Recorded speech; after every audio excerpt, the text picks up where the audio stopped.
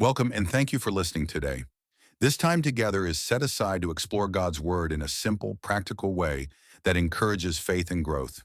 Today we're reflecting on Romans chapter 15, a passage that teaches us how to live in love, walk in unity, and share in God's mission to reach the world.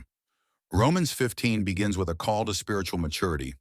The Apostle Paul teaches that those who are strong in faith should bear with the weaknesses of those who are weaker. In other words, Christian maturity is not about pleasing ourselves. It is about learning to serve others in love. Our freedom in Christ is not meant to be used for self-centered living, but for strengthening and encouraging one another. Paul points us to Jesus as our perfect example. Christ did not live to please himself. He willingly took on suffering for the sake of others. Paul reminds us that the scriptures were written to teach us endurance and to give us hope.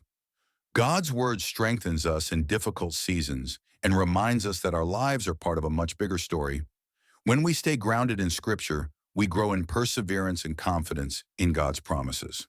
Paul then prays that believers would live in harmony with one another, so that together they may glorify God with one voice. This kind of unity does not mean that everyone is the same.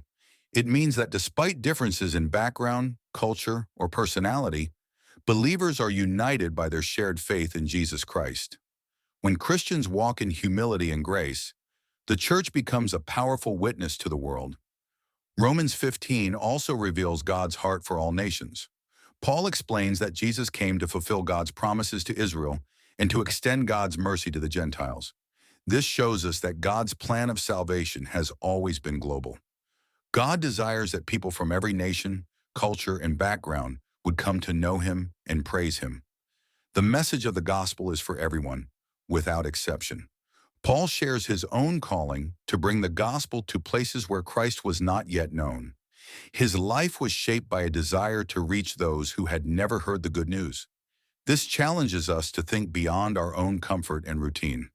While not everyone is called to travel to distant places, every believer is called to participate in God's mission through prayer, generosity, encouragement, and sharing faith in everyday conversations. Paul also highlights the importance of partnership in ministry. He invited the believers in Rome to support him through prayer as he carried out God's work. This reminds us that faith is not meant to be lived in isolation. We grow stronger when we support one another and walk together in obedience to God's calling. Romans 15 ultimately calls us to live a faith that looks outward, not inward.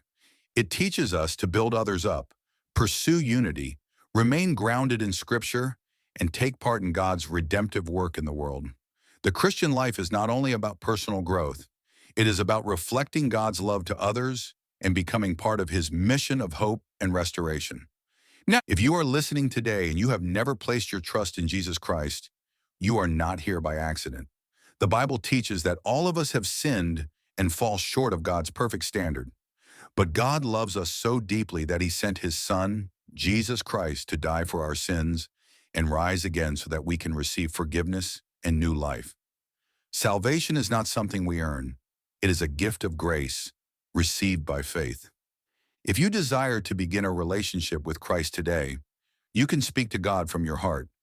You might pray, "Lord Jesus, I know that I have sinned and that I need your forgiveness.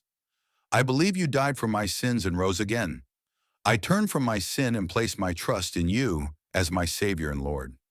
Please forgive me, make me new, and lead my life from this day forward." Amen. If you prayed that prayer, welcome to the family of God. I encourage you to read the Bible, connect with a Bible-teaching church, and continue growing in your walk with Christ. If this message encouraged you, consider following or subscribing for more Bible-based teaching. And feel free to share this message with someone who may need encouragement today.